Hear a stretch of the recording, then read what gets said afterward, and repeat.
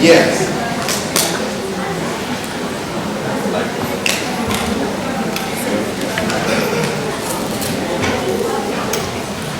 Whew.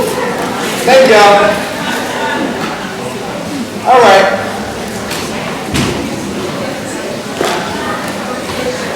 Who's going to do this week?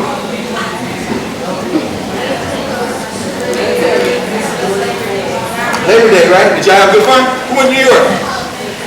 You had a good time? Y'all made it back safe, huh? A lot of cops, a lot of food, a lot of music. Where is everybody? Class gonna be full. New York? No, I'm sorry. It's still New York, right? Where's everybody else? Okay. Let's jump right in. All right. We start this way. Okay. Let's go with 5 minutes of thank you. 5 minutes of reaction to what you've read so far in this book, including what you read this weekend or 5 minutes ago.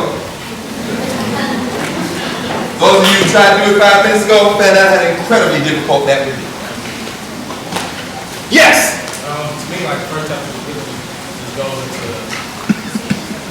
the beginnings of how capitalism came about. And it correlates to So you're doing chapter 1? Yeah. All right. The origins of capitalism. And those posts were very late coming. The posts for this week, but you have the week to answer them. And I'm going to put up some other stuff for us to respond to. So you should be coming in. I know a lot of people aren't validated yet. I know that's a challenge. We spent 2 hours in the meet today, deans and directors, not deans and directors, department chairs and directors. Woo, what a worthless meeting. In some ways. But at any rate, there are answers.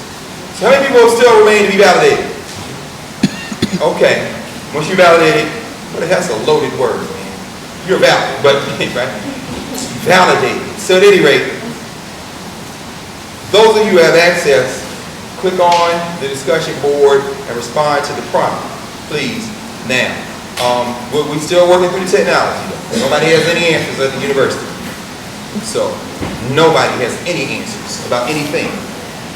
But we're going to get answers. It's nobody's fault. I'm clear about that, too. Nobody is running the university. So at any rate, chapter 1, also the front material. You know what the front matter is, right? Not just the covers. Somebody responded to the covers. It gives you a frame, right, of dealing with the book on the back cover. What else is part of the front matter? The foreword. That's right. The preface. All right. And chapter 1 we going, so we have the foreword. Which comes first? Foreword or preface? Forward, right? And how many are there? There are one. There's one forward, and preface is what? That's right. One is from 2000. Another one is from, I guess it's 3 when he published it, right? Zed Press. I think it's 3. Is it 3?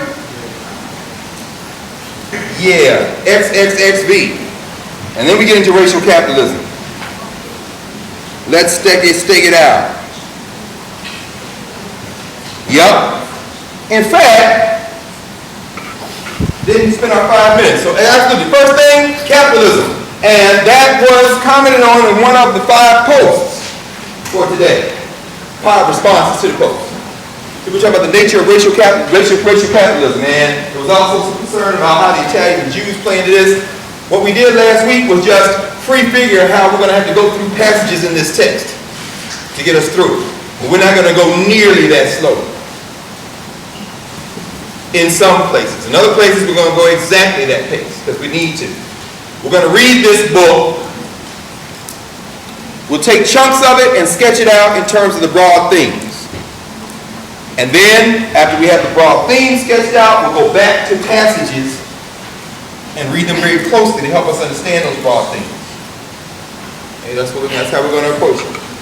And we're also going to be driven by your comments as you're reading and your questions as you're reading. And those questions and comments will be largely online in terms of what you write, and also in class. So, with that being said, let me stop again. The first thing on the board, capitalism, chapter 1. Who else has any comments from forward or the prefaces in terms of what they read? Or questions? Yes? Historical materialism. You write those over here.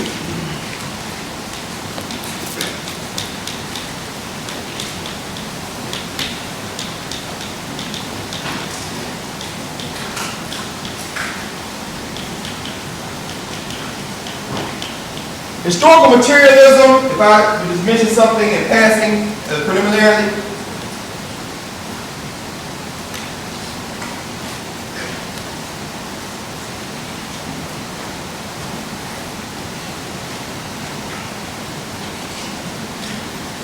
What does history record? Events, people, the events, things that happened, right, in the past.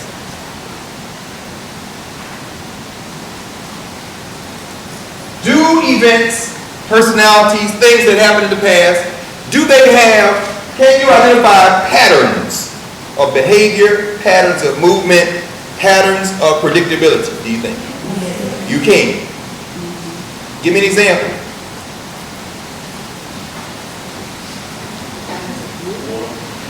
War, say it again. Patterns of movement? Patterns of movement. I guess people move into natural resources. Movement, right, right, exactly. And I heard somebody say war. Okay, very good. One of the things we spent a long time on in the meeting this morning, folks in we're taking ROTC, and who's using ROTC here?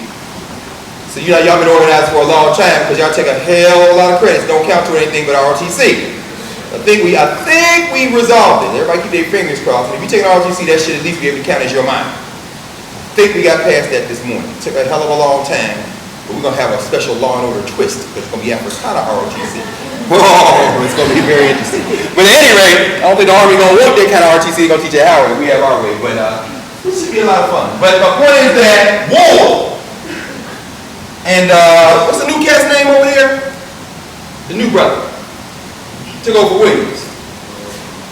Start with an H. Oh, I can't think of his name. It'll come to me in a minute. But at any rate, he was saying the way I teach it is not the same as they teach it other places. Said, really? Well, the first international peace treaty I know about was the one negotiated between Ramses II and the Hittites in Kemet. If you're not starting there, then you ain't doing ROTC the way it need to be done at Howard. Not military history anyway. He said, I agree with that. Yeah, that's why he's going to put you at arm. But at any rate, he says, yeah, I agree. But no, we was in full agreement. My point is this. War, conflict, for whatever reason, is something you can predict.